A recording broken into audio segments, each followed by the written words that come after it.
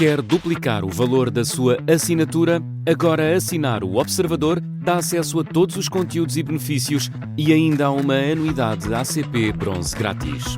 Terá vantagens que vão desde plano de saúde gratuito a descontos em combustível. Esta é uma assinatura que vale por duas. Assine hoje em observador.pt com 45% de desconto. Também há preconceitos nos terapeutas. É importante explicar que muitos terapeutas não estão ainda preparados para receber esses casais do mesmo sexo por preconceitos pessoais.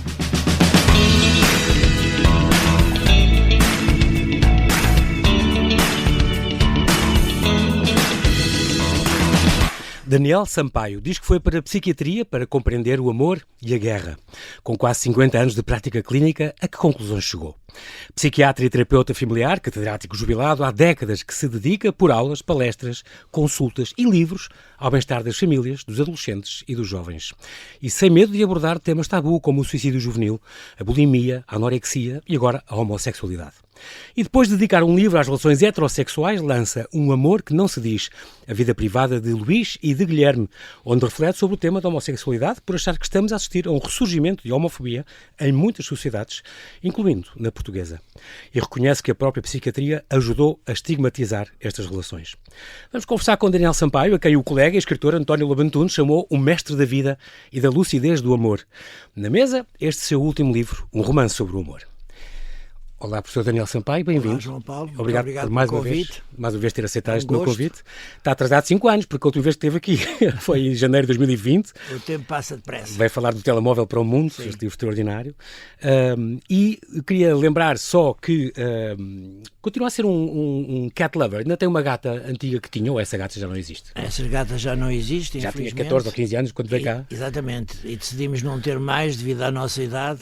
Depois não tem mais crises. Porque, exatamente. Muito bem. Lembro-me só de que é que vem este fascínio da medicina. Eu acho que a parte da psiquiatria talvez venha, e fica aqui esta homenagem importante a esta professora, Maria Luísa Guerra, que foi sua professora. Que morreu só este ano. Não sabia. E foi sua professora no Pedro Nunes? Pedro Nunes, e morreu agora quase com 100 anos. Incrível. Lúcida até ao fim. Foi muito importante porque ela dava psicologia dentro da filosofia. Sim, como eu apanhei também assim. E achava que eu devia ir para a psicologia.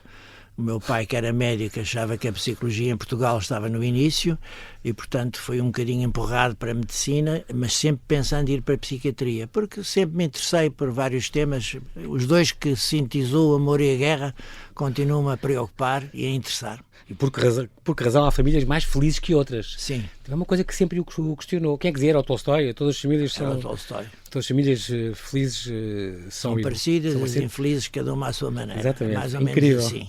E depois daí fundou também com o José Gameiro, com mais uns colegas e amigos, a Sociedade Portuguesa de Terapia Familiar. Exatamente. Já lá vão 40 anos, quase. 45 anos. 79. Sim. E que felizmente está muito sólida, com delegações no Porto, Coimbra, Lisboa. Incrível. E é um trabalho que correu muito bem, que eu me orgulho, juntamente com os meus colegas. E do qual eu tenho um próprio filho que também já fez o curso e que gostou muito e que aproveitou muito, o que é extraordinário. Muito bem, eu estava aqui a lembrar-me dos seus livros, que se não me engano este é o 32º, por aí. Este primeiro foi este Terapia Familiar, exatamente, que fez com o José Gameiro. Não, houve uma antes que chama-se Droga, Pais e Filhos, completamente desatualizada, em 78. Só seu? Não, desses 32, alguns são em coautoria, é preciso dizer isso. Mas foi na altura que estava a começar o problema da toxicodependência em Portugal, e nós tínhamos entrevistas com pais de toxicodependentes. Esse foi um livro que hoje em dia está esgotado e desatualizado, mas foi o primeiro. Engraçado falar isso, até porque o seu próprio irmão, Jorge, teve um papel muito importante na altura dele, como presidente, exatamente nos toxicodependentes, que era uma classe completamente vista não só como presidente, mas como presidente da Câmara. Exatamente. Como presidente da Câmara de Lisboa fez uma coisa muito importante, foi um plano municipal de prevenção da toxicodependência em Lisboa, que depois foi replicado nos diversos municípios. Isso foi uma responsabilização das câmaras municipais na prevenção da toxicodependência. E na altura foi uma pedrada no charco, completamente. Sim, completamente pioneiro nisso. Aliás, foi muito contestado na altura, havia amigos dele que diziam... Sim, o assessor do Jorge para essa questão foi justamente o José Gameiro, Ok. Porque o meu irmão pediu-me para indicar uma pessoa, eu indiquei o José Gameiro, que fez um trabalho muito bom junto do Jorge na prevenção. Foi há muitos anos, na altura do grande problema da toxicodependência, nos anos 90, e eu acho que devíamos apanhar aí uma ideia de que não é só o Ministério da Saúde que tem que atuar, são, por exemplo, os municípios podem ter um papel importante na prevenção. Até porque estão mais no terreno e conhecem mais as próximos das pessoas. Muito bem. Quando esteve cá, falou deste do telemóvel para o mundo. Eu fiquei com esta ideia por exemplo, das perturbações de ansiedade estarem a subir muito na adolescência. Isso já foi há uns anos. Continuo a achar isso. Há quem diga que não há adolescência sem depressão. Mas isso não é verdade. Não é verdade, não? Não, porque a depressão é uma entidade clínica e a maioria dos jovens não tem doença. Sim. A depressão é uma doença. Mas mesmo com a pandemia, não sente que subiram um bocadinho? Sim, pandemia não. Ora, outro dado que é absolutamente inequívoco é que as perturbações de ansiedade e depressivas aumentaram nos últimos anos pela pandemia, pelo uso excessivo e muitas vezes dependente das redes sociais, Sim. da internet, e portanto há muitos sinais e dados objetivos nesse aspecto. E uma das coisas que se nota também e que é importante salientar é a falta de atividade física de muitos jovens, o sedentarismo, que tem a ver depois com o excesso de peso, com doenças físicas, mas também agrava seguramente as perturbações de ansiedade, as perturbações depressivas. Depois Dá-me a tua mão e leva-me, em 2020, que saiu sobre um bocadinho o pai. Aqui pôs a tónica no pai, porque de facto havia a emergência de um novo pai, que eu gostei muito deste livro, porque até 2020, digamos, era sempre a mãe, tinha aquele papel mais importante, e o pai começa a surgir como uma personagem fundamental para a criança. E onde eu aprendi sobre esta teoria da vinculação, que é uma coisa muito engraçada, Sim. adaptar esta ligação do bebê à mãe ao par romântico. Sim. E aqui a importância desta, que não é a mesma coisa com o pai do que com um amigo, ou com a maior amiga. Isso foi é muito curioso. A teoria da vinculação é dos anos 60 do século passado, e por volta do final dos anos 80 e anos 90 é que se pensou que a relação com o par romântico tinha alguma coisa a ver com a chamada vinculação primária, portanto a ligação às figuras cuidadoras. A grande mudança que vem nesse livro é o papel do pai.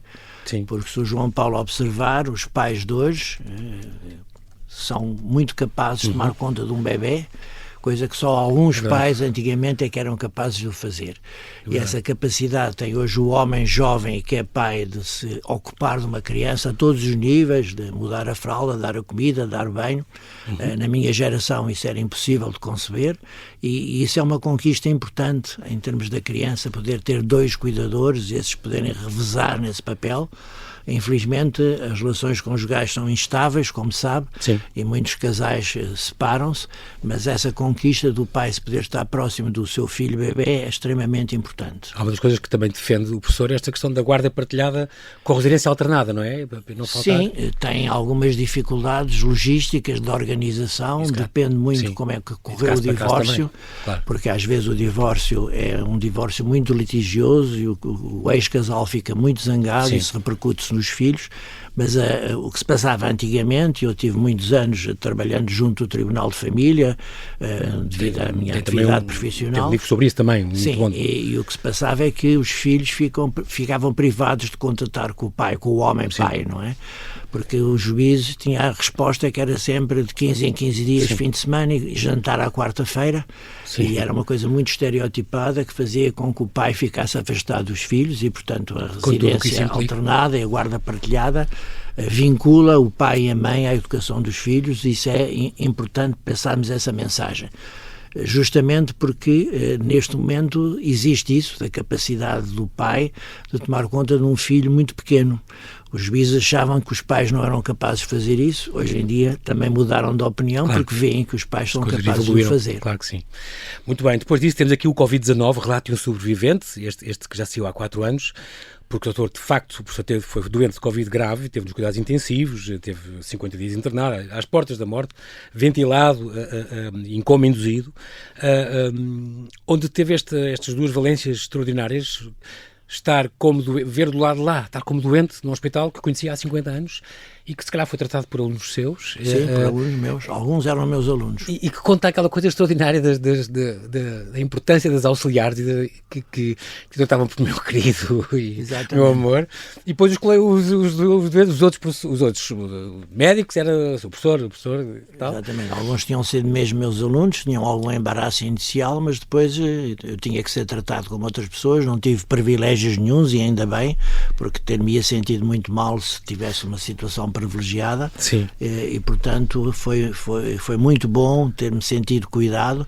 E a grande mudança que isso terminou em mim foi aquilo que o João Paulo estava a dizer, a possibilidade de ter estado... Eu nunca tinha estado doente, com gravidade, e portanto o facto de ter estado doente e ter sido cuidado tão bem foi muito importante. Também os fisioterapeutas. O fisioterapeuta era uma pessoa extraordinária, porque nós não andávamos, e ele pôs-nos a andar. Portanto, foi uma experiência muito dura, mas passados 5 anos, eu digo sempre, já passaram 5 anos e já fiz tanta coisa depois disso.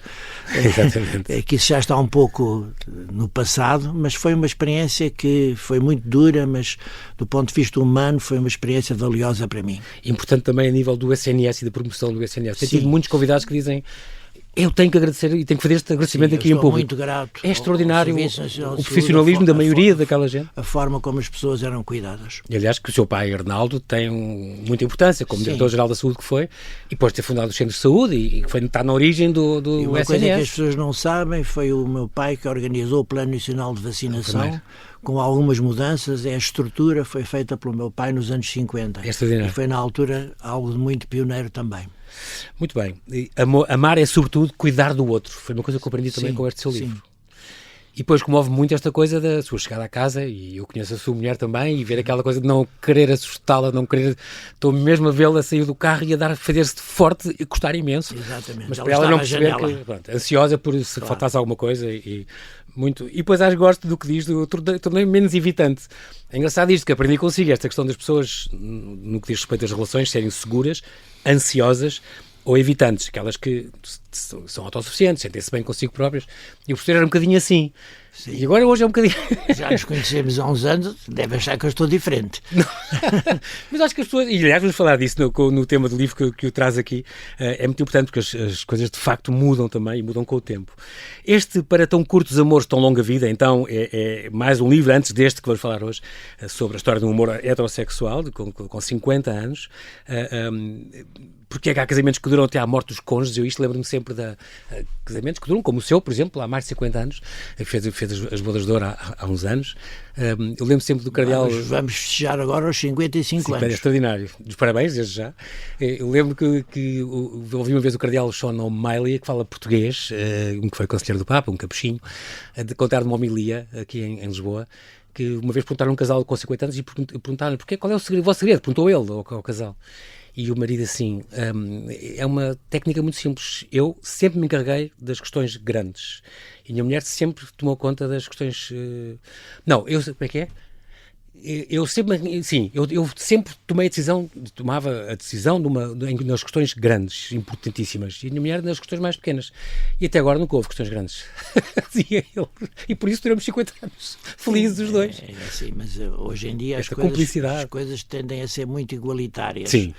Devido, felizmente, àquilo que as mulheres conseguiram fazer na relação conjugal, e às vezes esse excesso de igualitarismo torna difícil, porque é tudo muito contabilizado matematicamente. Sim. E quando nós começamos a contabilizar, tu fizeste isso, eu fiz aquilo, tens que respirar. Transformar o amor numa espécie de comércio. E portanto, torna-se difícil, porque as coisas têm que ser partilhadas, mas têm que fazer sentido. Por exemplo, se uma pessoa está cansada num dia, o outro pode fazer a tarefa que estava para desempenhar. Sim. E é preciso conversar e exprimir as necessidades de cada um. Exatamente. Isso é muito importante. Essa confiança e essa partilha. E o trabalho do amor é uma expressão sua também. Sim. Quando há crise, é possível lutar por uma relação e não acabar a primeira crise, porque sempre haverá crises nas relações longas. Acho uma das razões mais importantes para as pessoas poderem fazer psicoterapia e terapia de casal. Não é evidentemente indicada para todas as pessoas, mas há muitos casais que beneficiariam de ter uma terapia de casal antes da ruptura. porque o que se nota hoje em dia é que rapidamente os casais dizem, bom, já não nos amamos, vamos nos separar depois de um conflito.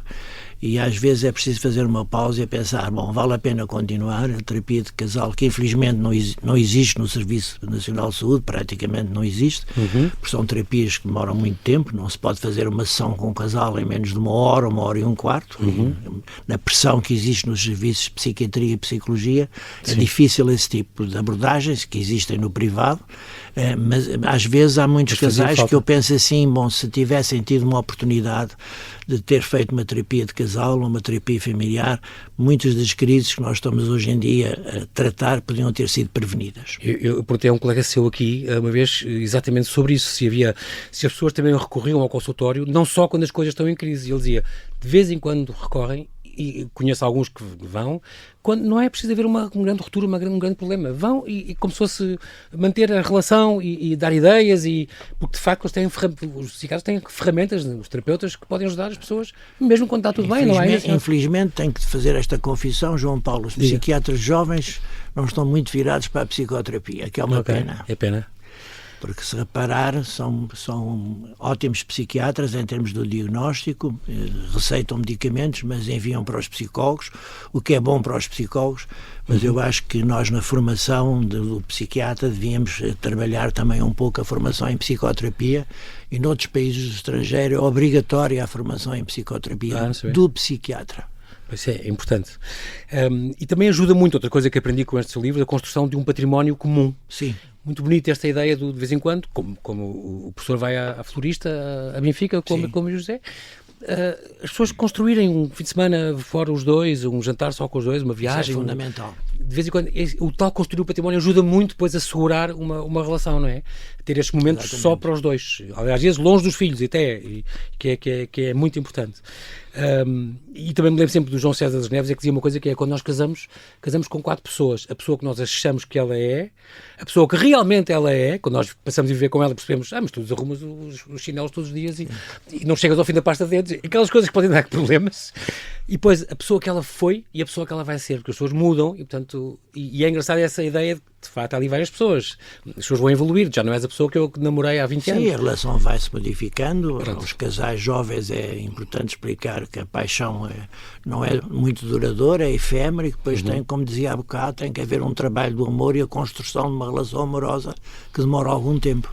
Exatamente. Eu costumo dizer, quando os casais que vão à terapia de casal, já nós não nos amamos, já não temos amor, eu disse, vocês ainda não conseguiram construir esse amor, porque estão no início da relação e, obviamente, ao fim de um tempo já não se está apaixonado como se estava no enamoramento.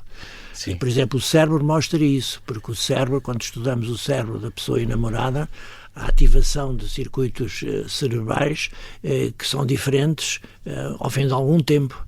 Portanto, o estado de paixão tem uma tradução biológica a nível fisiológico mesmo. Que se consegue já detectar. Passa-se por uma fase em que há mais tranquilidade e, em muitos casos, alguns casais não conseguem suportar essa paisagem mais tranquila, digamos mais assim. Mais monótona, digamos assim. Mais...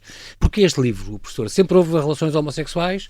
Porquê é que é importante e porquê é que é importante agora? Bem, devo começar por dizer que acho que é o meu melhor livro. Falou em 32, falou em 32, alguns são em coautoria, mas quando se faz a lista são 32 de facto, o que é muito, mas eu acho que é o meu melhor livro, muito sinceramente, tenho que dizer isso aos nossos ouvintes, porque acho que é um livro que é sobre o amor, é sobre um amor muitas vezes escondido, o amor entre pessoas do mesmo sexo muitas vezes não se diz, daí o título, um amor que não se diz. Foi escrito nesta altura por 2 razões. Primeiro, porque eu tenho uma grande experiência do ponto de vista terapêutico, de ter estado com pessoas que têm dúvidas e questões sobre a sua orientação sexual. Desde sempre isso aconteceu. E depois porque acho que algumas conquistas que foram feitas no século XX e no início do século XXI em relação às pessoas com uma sexualidade minoritária podem estar em risco. Nós assistimos nos Estados Unidos, na Hungria, noutros países, a manifestações manifestação de uma homofobia e a crítica a determinadas posições de defesa dos direitos das minorias sexuais e, portanto, há algum risco das coisas poderem voltar atrás, daquilo que eu considero conquistas civilizacionais poderem recuar, assim como também na luta das mulheres. Portanto, acho que aquilo que se conseguiu no século XX pode estar em risco com a ascensão de comportamentos claramente homofóbicos em muitos contextos e, portanto, essa é uma das razões. Outra das razões foi porque eu posso confessar aqui entre nós que eu acho que tinha alguma dívida em relação a essas pessoas, porque fiz muitos erros no início, porque fui ensinado que a homossexualidade era uma doença. Eu comecei a minha formação como psiquiatra em 76 e a homossexualidade só deixou de ser doença em 87, salvo erro. E, portanto, foram 11 anos de prática que eu achava que essas pessoas eram doentes, porque assim é que os nossos mestres nos diziam para pensar. E essas pessoas eram criticadas e, aliás, conto no livro a história de um psicólogo brilhante que estava a fazer treino em terapia de grupo e que foi barrada a sua progressão na carreira porque ele confessou que era gay.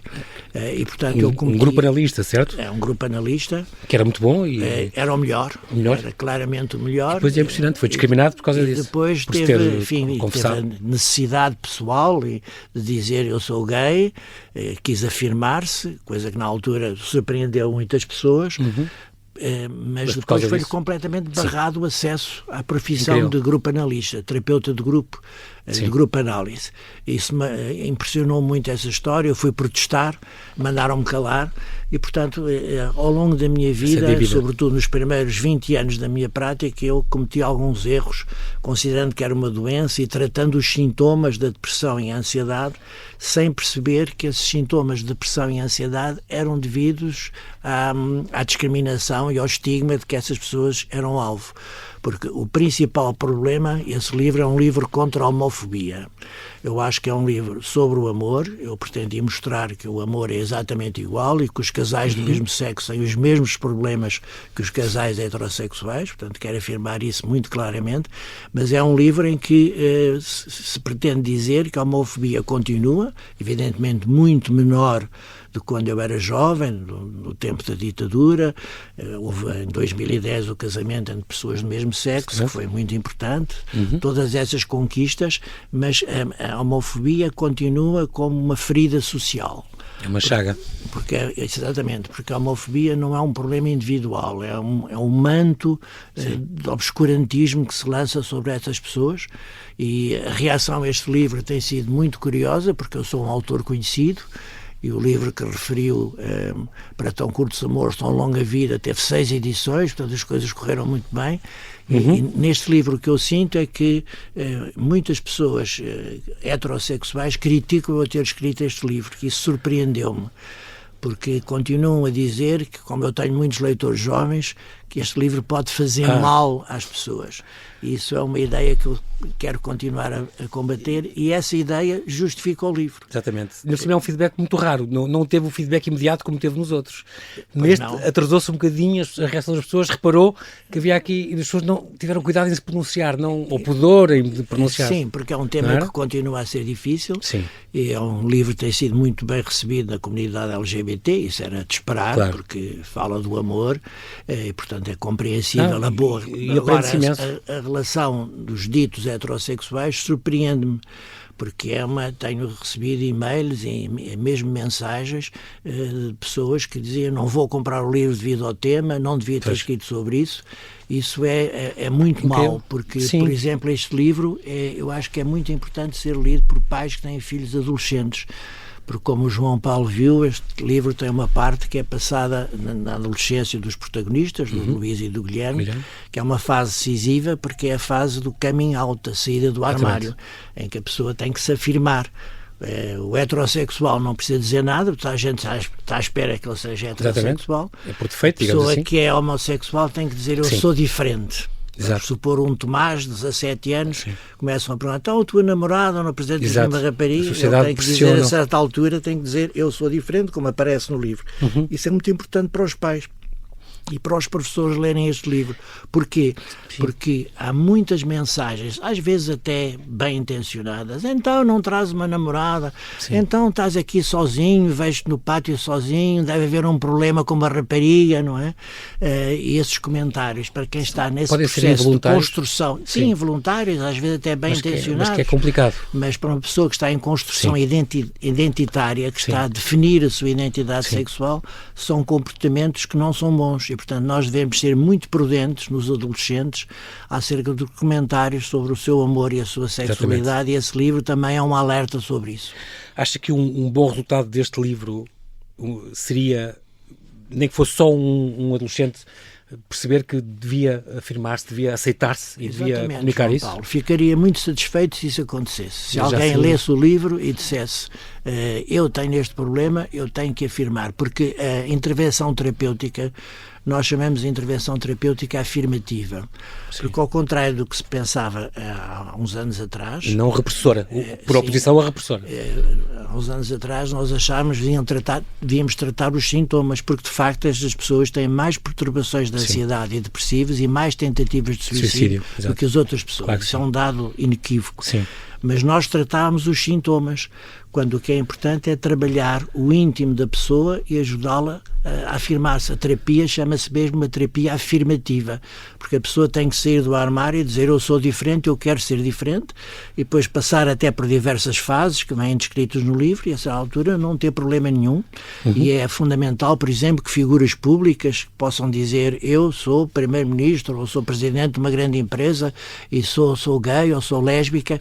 Isso dá para as pessoas que estão nesse processo de construção, dá um grande conforto. Exatamente. Portanto, não temos que ter medo de dizer às pessoas para poderem dizer que são diferentes, evidentemente minoritárias, a maioria são pessoas heterossexuais. Sim, mas essas acolher e incluir. Acolher e incluir, essas são as duas palavras-chave. E aprende-se muita coisa, professor, eu quero agradecer especialmente este livro que achei extraordinário, mesmo para abrir os olhos. Tem a terceira personagem, digamos assim, é o Daniel, que é o próprio psiquiatra que nos vai dando todos os dados sobre isto. Eu não sabia, por exemplo, que a expressão faz conta, a homossexualidade estava cunhada desde 1869. É do século XIX. É incrível.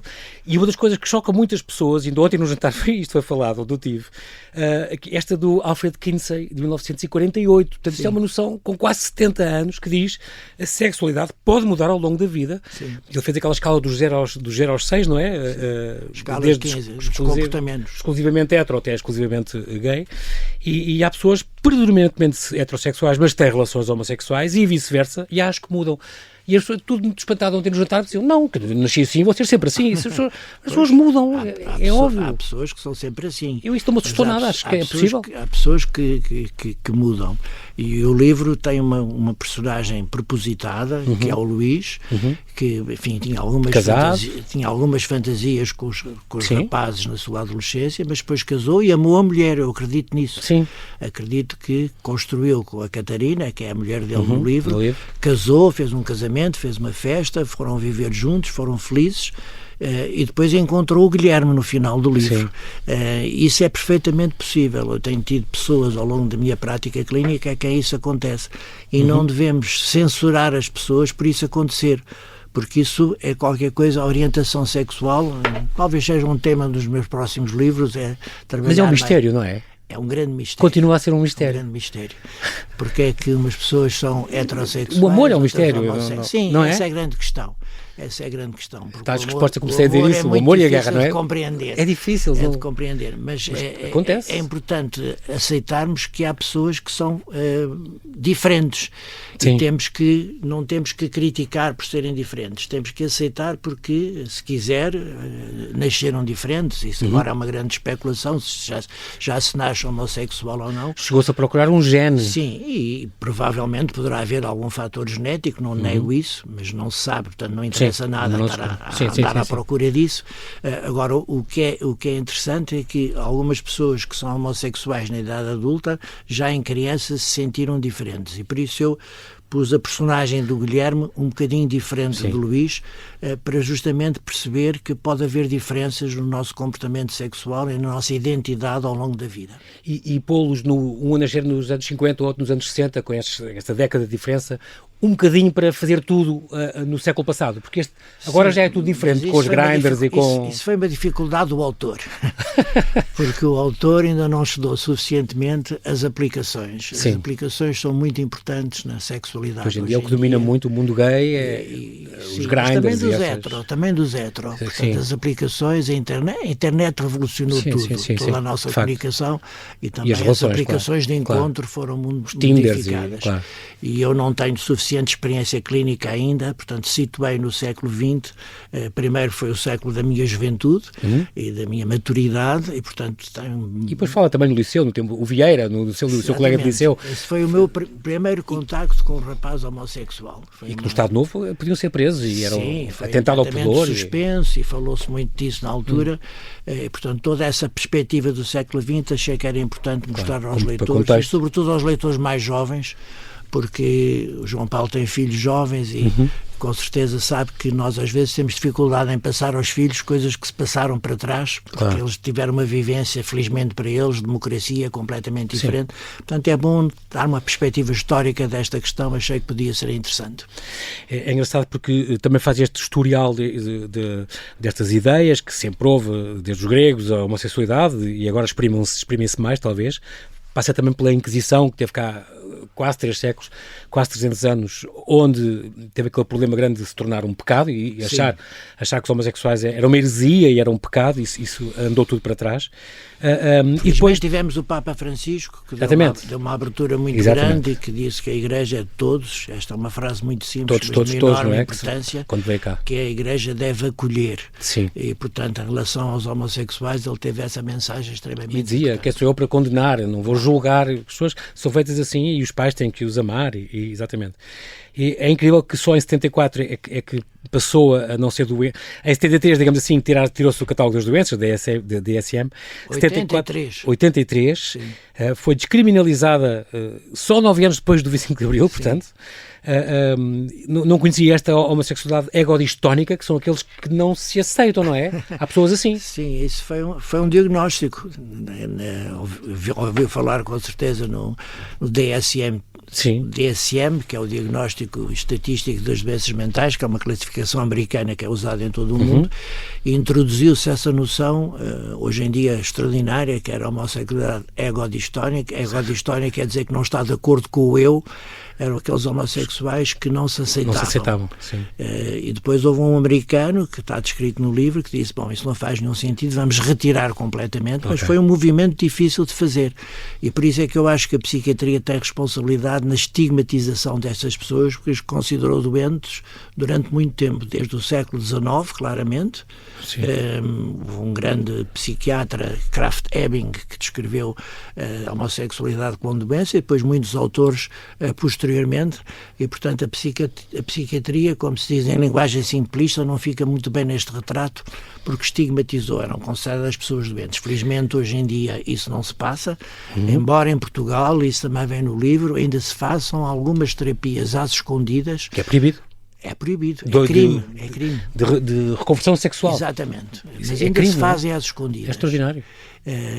Faz lembrar os campos de concentração na Chechênia, que acho que havia coisas para mudar os gays. Exatamente. E, portanto, temos que trazer este assunto para a ordem do dia, porque, como eu disse no início do nosso diálogo, há alguns sinais de que as coisas possam estar a andar para trás.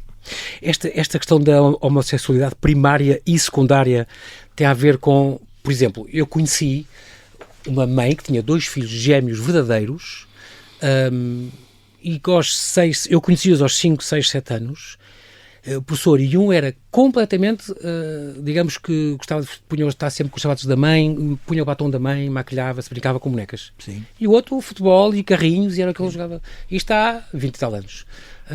Aí tens os mesmos genes, tens a mesma educação, tens o mesmo pai e a mesma mãe, e no entanto, desde muito pequeninos, manifestavam interesses completamente diferentes. Não sabe responder a essa questão, mas de facto há pessoas diferentes, isso provavelmente tem a ver com coisas que se passaram na relação muito precoce com os pais.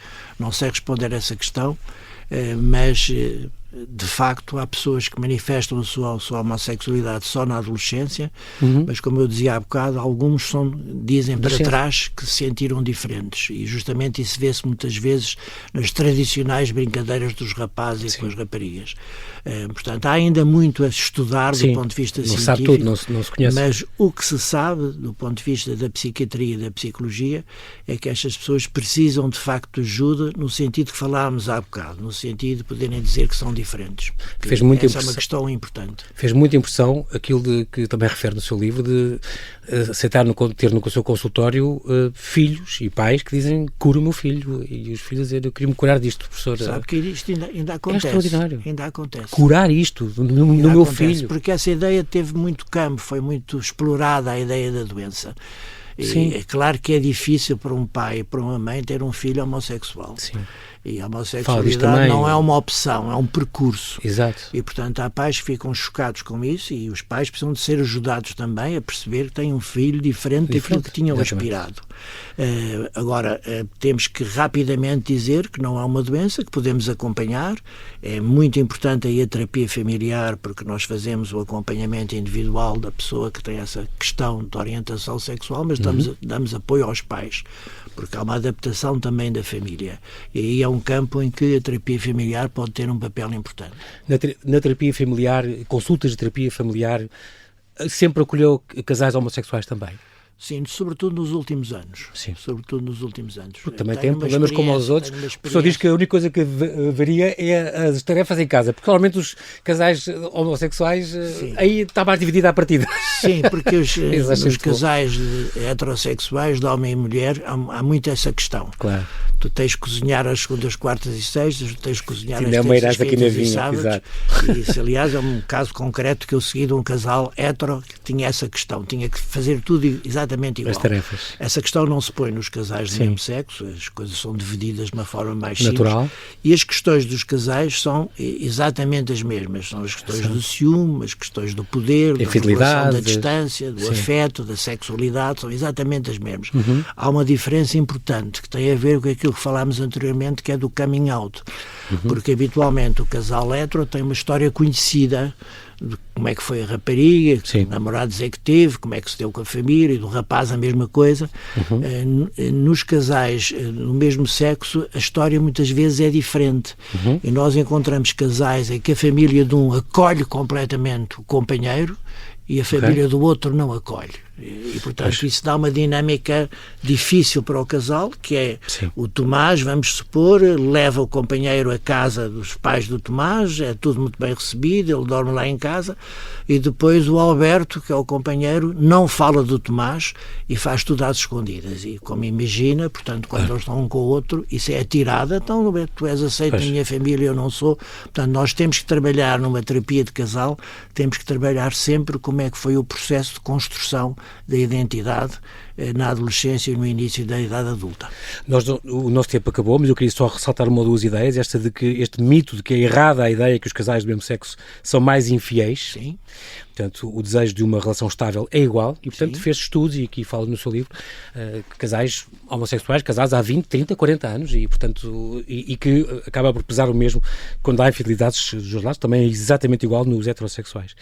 E esta questão também importante, que é também um mito, da questão das crianças, de pais, que finalmente em 2010 foi o casamento homossexual, em 2015 a adoção foi aqui aprovada também, e esta ideia de que as crianças, porque agora vê-se muito, acontece nas escolas, têm dois pais ou duas mães, e depois as pessoas, aquele preconceito que é, vão ser gays como os pais, ou vão ter mais problemas do que os filhos de casais. E isso é mentira. Não demonstra nada nesse sentido.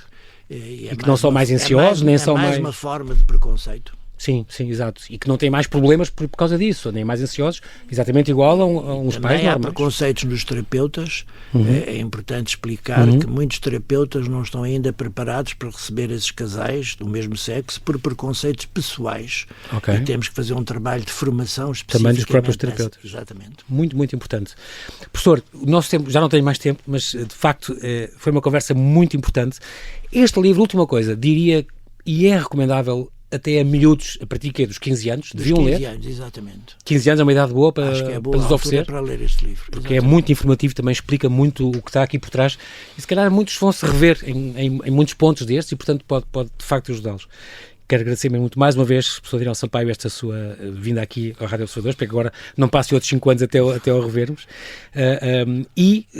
Já que não há maior felicidade do que amar e ser amado, como é uma frase sua, como costuma dizer, e que segue, e um amor que não se diz, é um verdadeiro manifesto pela liberdade de amar. Queria deixar aqui esta dica, já sabe, uma edição da Caminho, a vida privada de Luís e Guilherme. Podem falar muito sobre nós, sobre os nossos anseios, ou até oferecermos a pessoas que sabemos que podem estar a passar por isto. Isto é uma grande ajuda. Bem-aja, professor. Muito obrigado, na próxima conversa. Paulo. Muito obrigado. Até breve. Muito obrigado.